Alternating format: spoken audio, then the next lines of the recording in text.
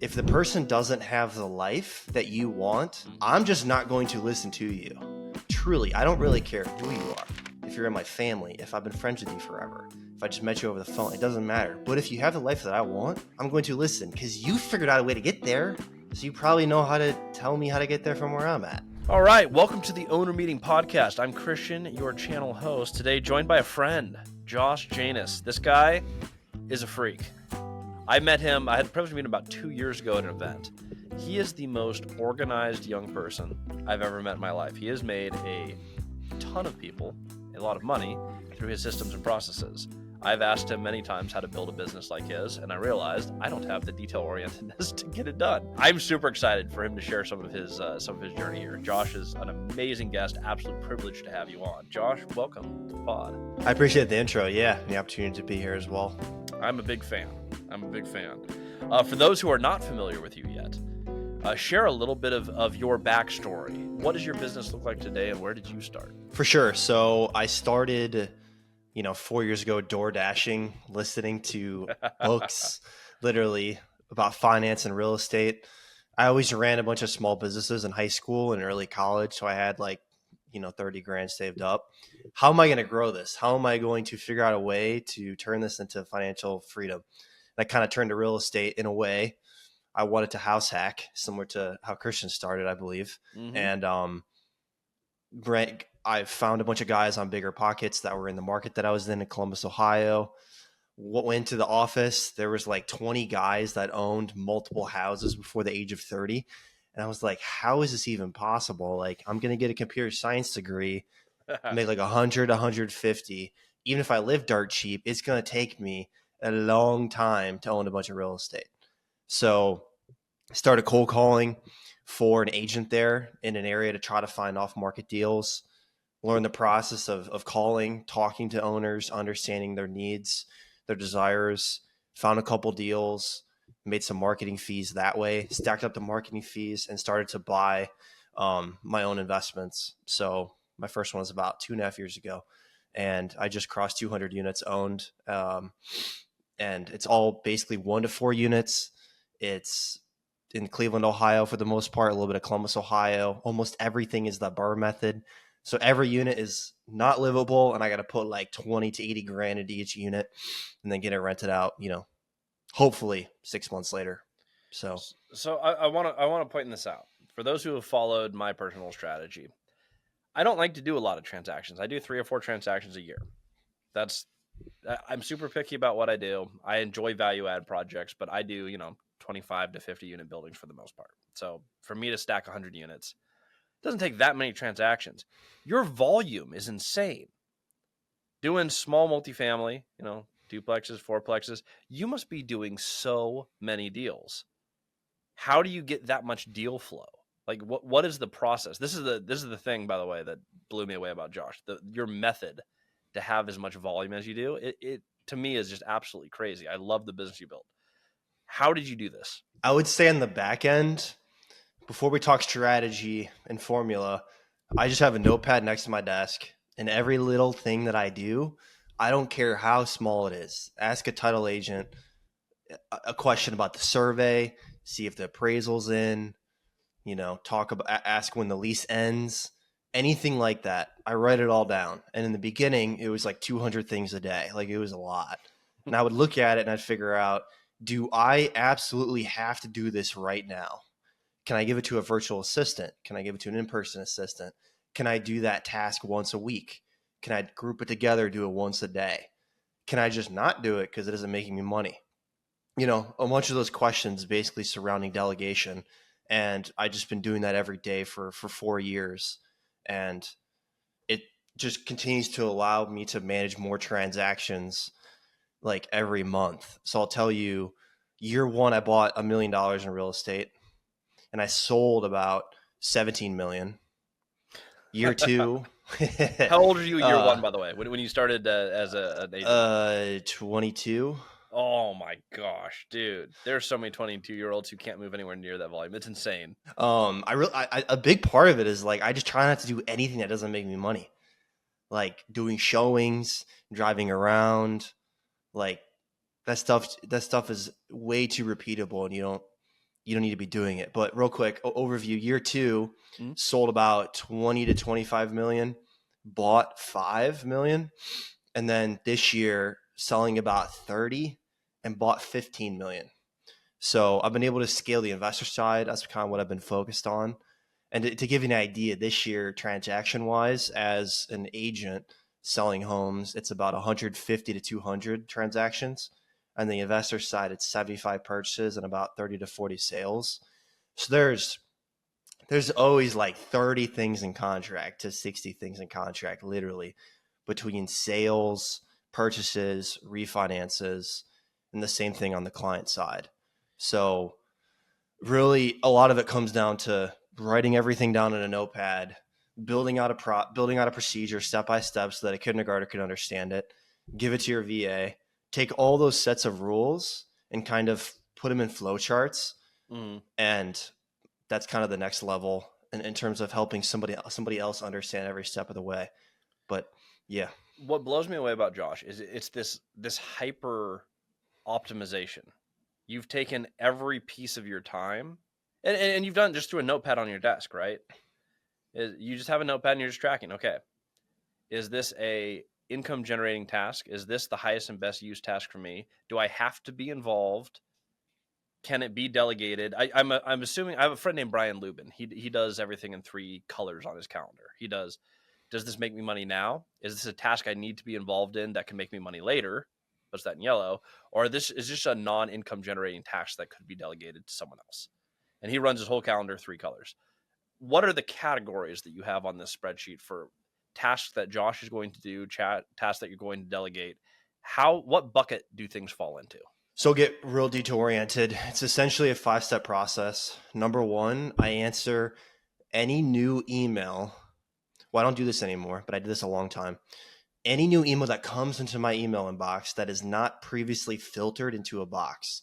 So I have like 50 email filters. One of them is going to be title companies, lending, insurance, client questions, anything like that. So if an email pops through that isn't filtered, I'm going to look at it, figure out, do I have to do it? Should I add it into a filter box somewhere else? Can I ignore it? Whatever the case may be. Because I think those are pretty hard. That could be somebody reaching out wanting to buy my house. That could be a new buyer. That's what I think is the most important in my system. The second thing is the email filters. So I filtered everything, and then I did every box. So I would answer all the lender questions, all the title questions. And then over time, I would teach my VAs how to do each box. And now out of the 50 filters, I'm only really doing like 5 of them, and they're doing the other 45. And you would think like most of it you'd have to do, but over time you're like, yeah, I don't actually have to do this. Like really. Then once I'm done with that, the next thing is all of my new texts. So the rule of the texting that I essentially follow is if somebody in my team can answer the question, they answer it. If they can't, or the person is asking for my opinion, my take, something idiosyncratic to me, I will answer those things. And if it's something that I can teach my team how to answer, I will gladly do so. And then I'll never have to answer that ever again. I'll use a template, text template, email template, whatever the case may be. And then the next thing is tasks. So every day I need to call like certain sellers. The most important, 2-minute phone call that can make you 50 grand or whatever the case may be. Like those things, securing a contract, like getting somebody on your side in a transaction, keeping something alive. That's what I do next. And then finally, the last step when those things are done is working on the business. So it's a fat to-do list of like 150 things. And I just choose like 5 to do every week, and I'll just work on one of those things. That's what makes you told me about the schedule breakdown. Step number 5 is making money later, not now. And everything else is kind of making money now and in the short term. That's such a good step. Like this is the piece to isolate for everyone. Like if you're like, what are the steps that I would follow in this podcast? That's it. Like if you can take your schedule to those 5 steps, the amount of efficiency that you have is incredible. Do you do this in the rest of the pieces of your life? Like, are you just a hyper organized person? Yeah, like Amazon, everything is ordered weekly, monthly. My VA schedule my haircuts, cleaners, like everything. Like I don't really have to do much anymore. I just look at my calendar. My VAs will adjust my calendar. Like I kind of just live in autopilot. Now, if you guys haven't seen Josh, and by the way, Josh, what's your Instagram handle? Josh Janus, Janus. There we go. Everyone, check this out. I on the second time that I saw you at an event, I gave you a hug, and I was like, "Holy crap, this guy is absolutely jacked." I'm imagining that your efficiency goes into in physical health as well. Do you have like a really strict routine that you have for working out? Like, is this just every piece of your life? Is like I am just like Josh the automatron? Yeah, like I write down all my workouts every single day, I and figured that the you would work have within a something that system. looks exactly like Yeah, that. yeah, literally. That I try to operate this way, and I work on my annual goals every single Saturday, and then I work on my 3-year goals every single Saturday. Taking this approach. So, and I want to say this: Josh is unbelievably more organized than I am. I have found personally in my life that I can usually, with my level of organization and work ethic, I can usually do about 2 times what an employee can in a given period of time. And I can also work about twice as many hours. It's not a big deal for me to work a double full-time day, which means my max efficiency, where I run with my level of organization, which is nowhere near Josh's, I can do about 4x what a normal person can do. I could do what 4 employees could do. And that is my personal max. Josh can probably do about what 12 people can do. I'm serious. With that level of organization, you have more time in your day. You can go through the tasks you're working on are high level. You can move through them at a faster speed. You're probably pretty consistently 4 to 6 times as productive as an average person during the day. And knowing you, you probably don't have a problem putting in the hours either. No, yeah, I would work 12-hour days every day. I did that for 2 years, basically building all this out.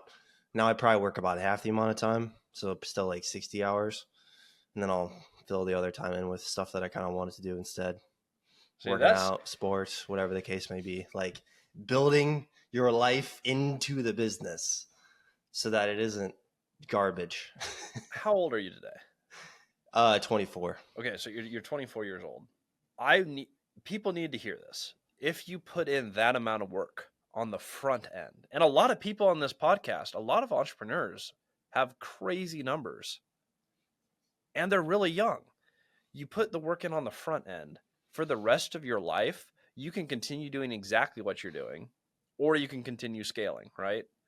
If you say you did nothing better, you're just like, hey, I got my systems down, I'm good. I'm down with purchasing $15 million a year of real estate and doing like however many hundreds of transactions you do. Of course, you're going to scale and get better and better, and you're going to get bigger and bigger, and the money you're making has to go somewhere, so you'll buy more real estate, right? But if you never scaled, you would be so many different levels of done if you just did the same thing you did last year, a little bit better the next year, and a little bit better the next year. 24 years old. By the time that you are a standard person's retirement age, which I believe is like 60, 65, somewhere in there, that is so many hundreds of millions of dollars of real estate. And your first transactions, your first like $20 million of real estate has been appreciating for like 40 years. That is an insane amount of money, dude. I know. That is an insane amount of money. It's hard work, but 12 hours a day, you're doing that work while most people are just getting out of college, just getting their first job, or doing the thing where they're like, hey, I'm young and in my 20s. I'm going to go travel the world and do a bunch of stupid non-income generating stuff. Putting the time in on the front end, you're already more or less set for life. If you don't do any more with your systems, you delegate stuff, you can continue to work at your same productivity with all of your systems in place. You're basically done. SOPs. You've gone through, there's a final step at some point in people's business where like you love working, you love putting in the grind, you love growing. At some point, it's nice to have the option to say, hey, what would happen if I stepped out of my business? Would it thrive or would it die? How do you document each process? Because I'm imagining you have a lot of VAs, you have a lot of team members, you cycle through people. There's a lot of hiring and firing in this business.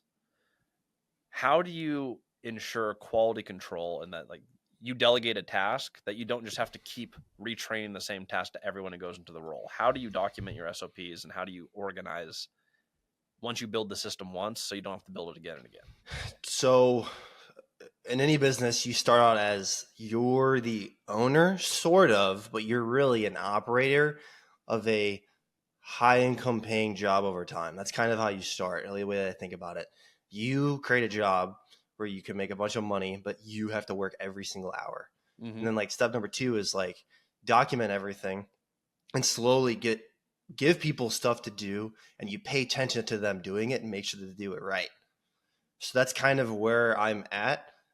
And the next step is you take people and you replace yourself, where they review everyone doing everything that you told them to do.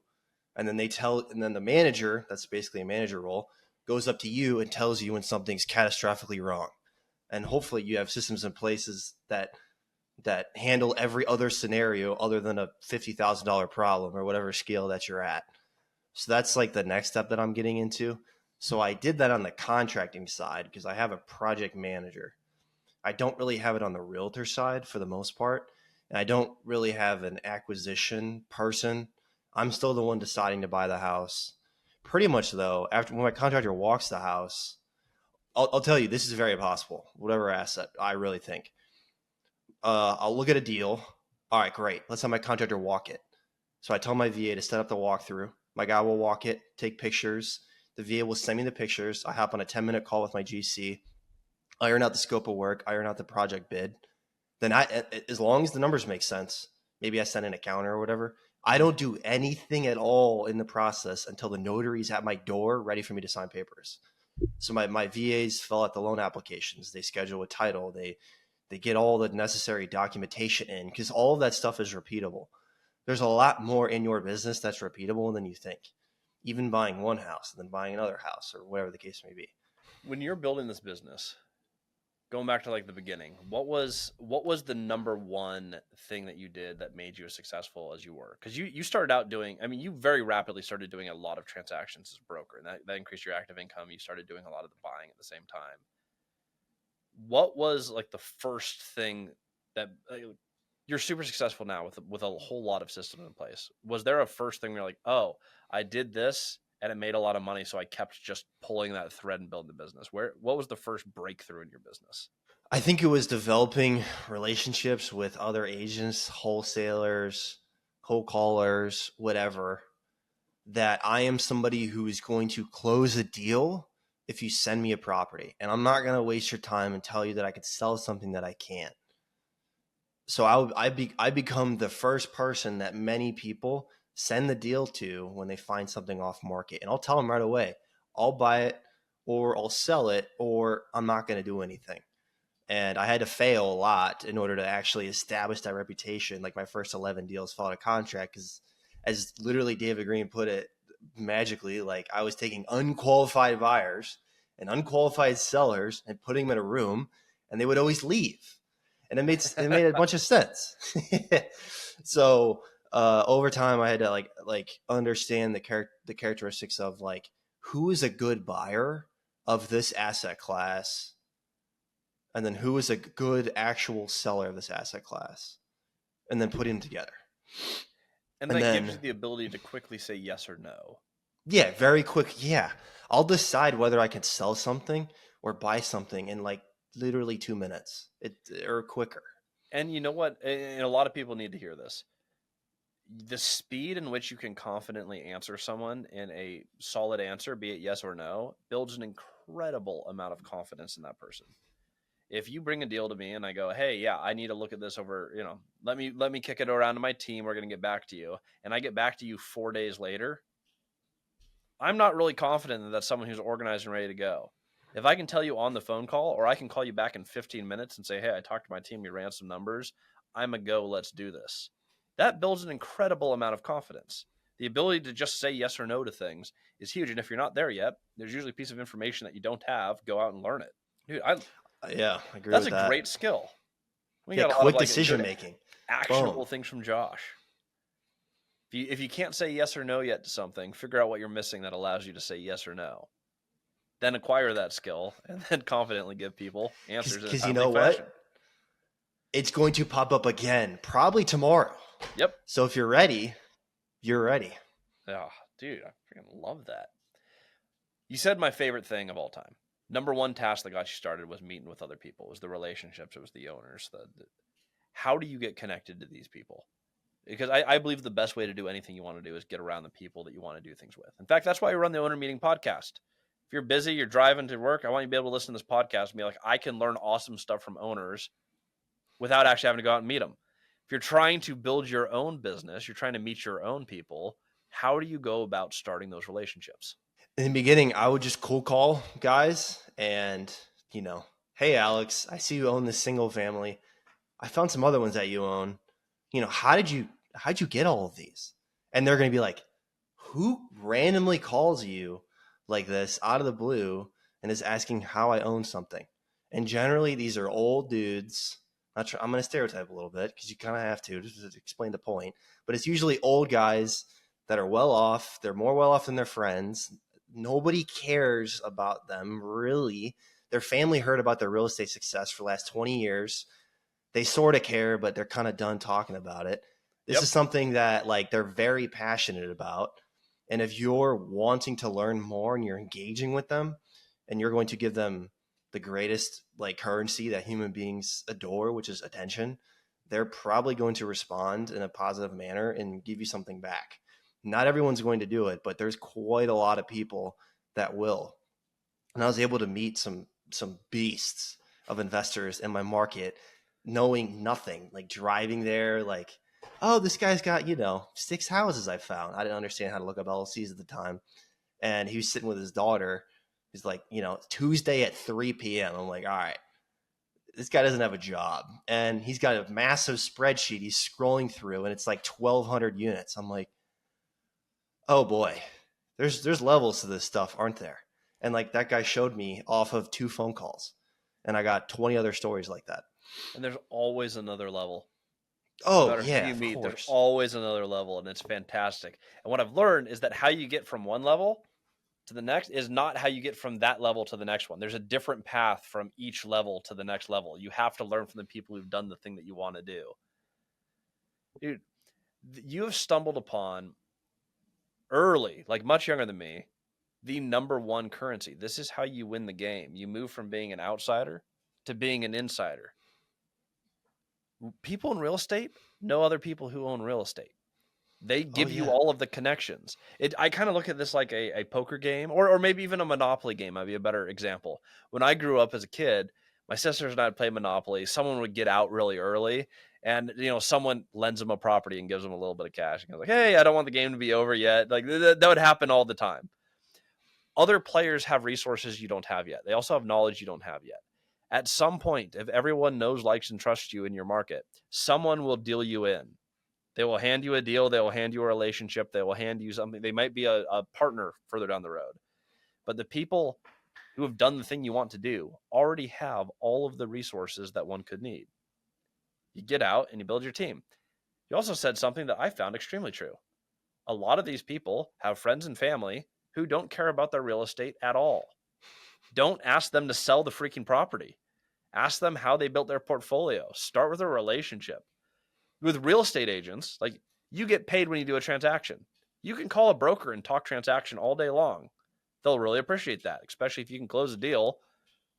Their job is talking transactions. If you're talking to an owner, transactions only come from relationships.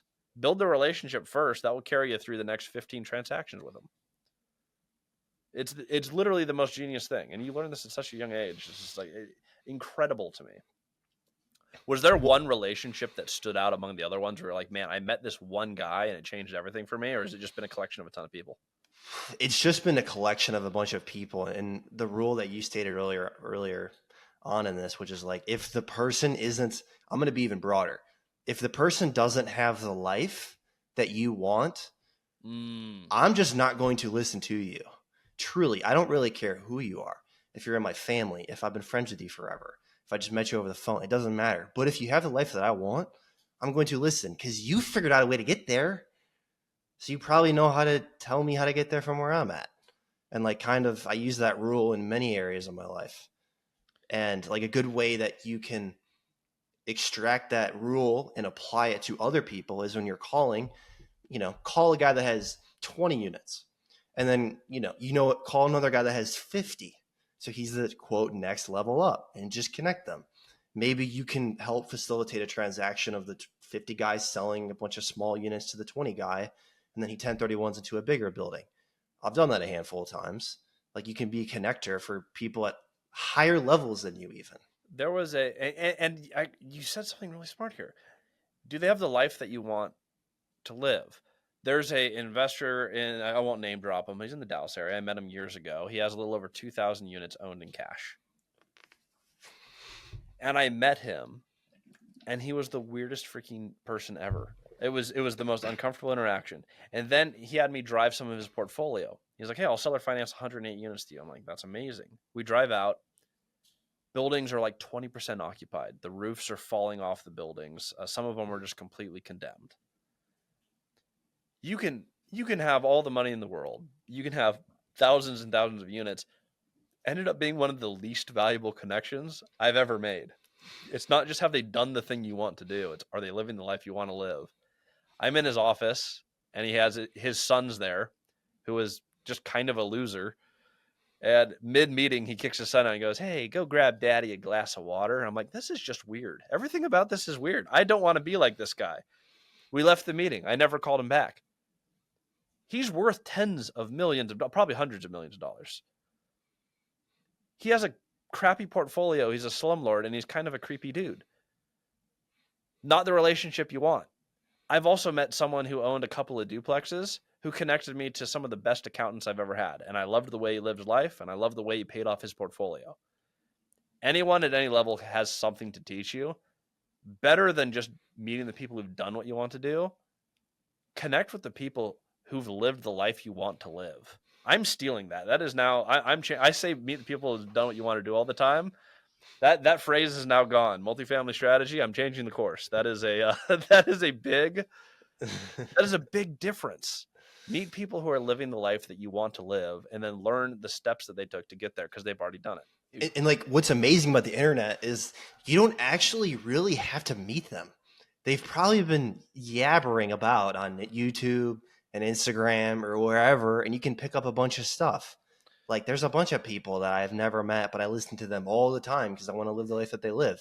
You can extract principles and behaviors, implement them into your life, and it works because it's worked for them. It's worked for other people. Yeah. We live in an amazing time. Decades ago, this information wasn't just for free on YouTube. You could not just hop on YouTube University and meet the people who you want to emulate. For someone who's looking for some of your knowledge, is there one place that you particularly share, coach, train individuals on how to do this?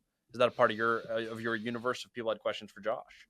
Right now, you can reach out to me, and if you have specific actionable questions, if you ask me stuff that you can Google in 2 seconds, I'm probably not going to answer. But if you ask me something like regarding your framework of your business or something constructive that is high level, we can hop on a Zoom and talk. I've been on hundreds of these.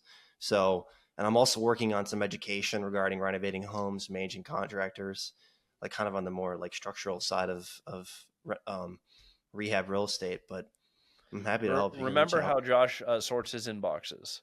If you want a high-level answer, ask a high-level question. Otherwise, you're going to get delegated. We all understand this. But if you have a great question for him that is interesting and well-articulated, reach out to Josh. Josh knows a lot about a lot of this business. He's unbelievably more successful than other people in his age bracket, and unbelievably more successful than people in other age brackets. There's a lot of people who go their whole life and never have the success that you've had by 24. I appreciate that. I would focus on just get a little better every day in as many avenues of your business or whatever your goal set are, and you're going to be in places that you never thought that you would be. I did not think I would be here right now, ever.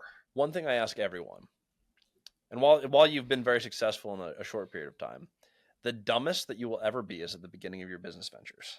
That is just a fact. You know the least earlier on. Most of us have paid some price, either the cost of losing a relationship. It could be a monetary thing. I bought a resort I shouldn't have purchased. There's always something. Is there one lesson that you learned that was personally expensive? We call this the stupid tax, the tax for not knowing what you don't know. Was there one thing that you learned where it's like, boy, if others could avoid this mistake, you could move farther faster with less money? it relates to me hiring contractors, and I probably lost about $250,000 my first 12 months doing the Burr method. That's So a large chunk of money. so yeah, I got punched in the mouth like 4 times. I would say you get what you pay for. Number one. Number two, when you're hiring contractors, always think, how can you make yourself the most attractive person for them to work with, right? Regarding how you communicate with them, incentives that you provide, like a bunch of different ways of thinking about, because contracting turns into a long-term relationship. Hopefully, you don't want to do one house and be done with them. So how are you going to set up your relationship in a way that allows success on your end and their end? And I didn't think about any of this at all. I just went with the cheapest guys, spent a bunch of money, and yeah, got cooked. That is one of the most common things that happen in real estate. My cost of first projects that we did in multifamily, I was spending like $20,000 to $23,000 a unit for some of my renovations. Today, I can do a higher quality renovation for like 6,000 to 8,000. We were getting absolutely burned. I did not realize we were going over a concrete block. The contractor's like, "Oh, this could be. You absolutely want to put drywall over this." It's unbelievably expensive man-hour wise to hang drywall on concrete. Like it just is. It's one of the costs. Where it's like it is never worth the return that you get to do that project. It's just like just accept that these are what the walls look like and it's going to be fine. There's no return there. Some of these things, same thing. $250,000 just like overspent because I didn't know what I was doing. If you understand what the projects are, you understand the cost, and like you said, you become the most attractive person that you possibly can to work with. What steps do you do to be more attractive to work with for contractors and for other vendors? So I would say think about like 5 characteristics for contractors. All right. So there's like 5 different categories that I would think about regarding the quality in a way of the contractor and the way that I would think about how you interact with them. So like the first one's communication. Are you harassing them every day? Are they actually giving you reasonable updates? Do you have a line of communication that is effective, efficient, and respectful on your end and their end? So I don't, when my guys start a house, I'm not going to ask them 2 days later how's it going. I'm going to ask them like 2 weeks later because it's a $50,000 job and they're not going to be done in 2 days. Um, Pricing is the next one. So I think it's okay to overpay a little bit in the beginning to get your foot in the door with somebody who's really good at the other attributes that I'll list here in a second. Because as you build a relationship, you're going to grow your volume of business with them and you're going to get prices down. Everybody's experienced that. Quality, you know, I would not sacrifice quality ever. Like I would not go with somebody that's priced really well, communicates well, but does garbage work. Because either the tenant's going to yell at you or you're going to get a bad inspection report and you have to redo everything again. That's about $100,000 of the losses that I occurred in year one. The next thing is the next thing is speed. So this is something that I think you got to sacrifice a little bit in the beginning as well, because you got to think, all right, if I find somebody priced well, good quality, communicates well, and they happen to be available for my one house right now, right? That's rare to find all of that. They're probably not going to prioritize my project. And they shouldn't. It's a brand new relationship. That's okay. You have to prove yourself. So I would kind of sacrifice the speed aspect in the beginning, build it into your holding costs, just expect it to take a little bit longer. And over time, similar thing to pricing, they're going to get quicker if you become more of their business. And then the last thing is obviously availability. You need somebody that is ready for your one house right now. And you have to make sure that you're on the same page about when it starts, when to order materials, etc. But those are kind of like the 5 things that I look at, because I have 55 full-time people that just work on the houses that I buy. 1 project manager, 4 GCs, and a whole bunch of subs under them. And this is a way that I think about adding the GCs and obviously the project manager. Mm-hmm. And one of the great things about this is you're hyper local, right? You know your markets, you're scaling in these markets. As you do more and more transactions, these people work for you longer. Typically, your pricing is more consistent and their priority on your projects get higher. This is why I love buying in the areas. I hate jumping market to market to market, getting new contractor teams, managing a contractor, firing that contractor, finding a better one. When you have systems that work, especially as a systems guy like you are, Josh, you build these systems that work, you scale those existing teams. You don't have to go and jump markets all the time and build the same business over and over. Now, with your SOPs, you could, but it takes a lot of brain damage. If you have an optimized system, push that system as far as it can go. Keep buying in that area and keep churning that business because it's its own independent silo that's already a well-oiled machine. There's a cost to set up anywhere else you go. One of my good friends, Caleb, he's like, I'm going to buy in Texas. Texas is a big state. Texas is not a local market. There's a lot of Texas. He bought McAllen, Laredo, Houston, Stephenville. And he's like, wait a second. I have to get new teams and new PMs and new contractors for every single market all at the same time. Almost impossible to optimize well. You've done a really good job of understanding your market, understanding your time, optimizing the teams that you have. You have a lot of units and a ton of acquisition. And you said you have four GCs that are doing most of that. Yep. That's a super optimized system. That's not that many people coordinating a ton of work. You have the right people in the right place in the right markets. Right. This is what a good business model looks like, everyone. Like, this is solid fundamentals, well documented, tight teams, people you've worked with for a long period of time, intentional design. I love all of this. This is the right way to build a business. I'm going to throw out something that I do regarding my contracting that has worked so far. We'll see if it still works in 5 years, but it's a little unconventional. When my guy walks a house, I have a list that every home has to meet, all of the standards. If the roof's this old, replace it. Furnace this old, replace it. This flooring, whatever the case may be. I tell him I can spend X amount on this house. So he knows how much I can spend and what the end product has to be. And he'll tell me if he can do the project. Some projects, he'll make like 20,000. Some projects, he'll make 5,000. It's not about that. It's the fact that more projects are going to come on a daily basis all of the time. I'm looking out for you. They're looking out for me. So there's no contract written down. It's pretty clear what needs to be done, and I'll tell you how much I can spend. And, they say yes like every time. Literally, like every single time they're going to say yes. Yeah, and you can do all this remote too. Like, I happen to live in Cleveland, but I haven't seen any of my houses in like 3 months. That's wild. I've never seen a house that I've bought before I owned it. Really? No. Has that ever come at a cost to you? I've seen it happen a few times where there's stuff that I would have seen in person where I go in person, I'm like, wow, I'm glad I walked that. For you do so much volume that would not. I can see why that doesn't fall into highest and best use of time. But has that ever come at a cost where you're like, shoot, had I walked this, we would have saved money? Definitely, yeah. Like, I told my contractor, more bedrooms the better. And then he was like, all right, let's just remove all the living rooms and family rooms then.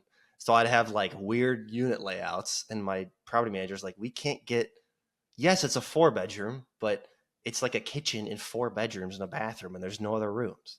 So I got about, 15 units like that are just weird layouts. So I got to rent it lower.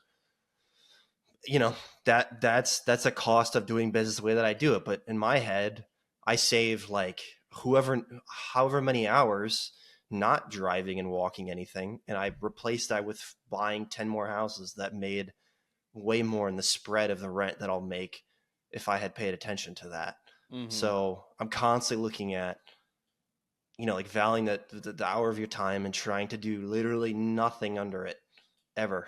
And it's the value of, hey, Josh's ability to do a lot of volume exceeds Josh's ability to optimize each individual project as far as like your physical input on the project. Now, for those who've listened to my channel a lot, I talk about walking every deal. Why do I say that? I'm someone who likes to do 4 transactions a year. Like, that's 1 transaction a quarter. We're going to optimize the bejesus out of it. I also have deal sizes that are, each deal is several $1 million typically. Walk those. It's worth the time to optimize them. If you're only going to do 4 or 5 deals a year, do freaking amazing deals and do them as perfectly as humanly possible. Josh is doing so much value. Yeah. You kind of blow it on a floor plan on a unit. So what? You're going to do 50 more. Like, it's not a material difference as long as it doesn't happen on every single property.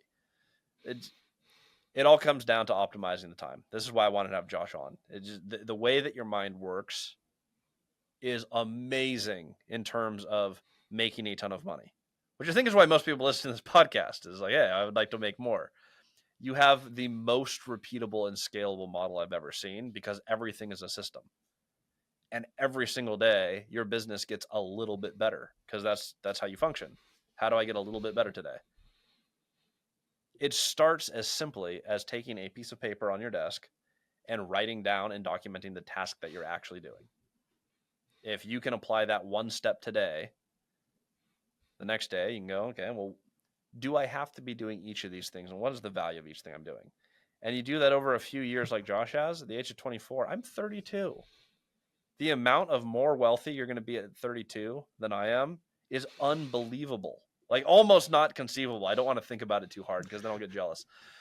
It's amazing how far you're going to get. And it all starts with a piece of paper and a pencil on your desk. Absolutely incredible.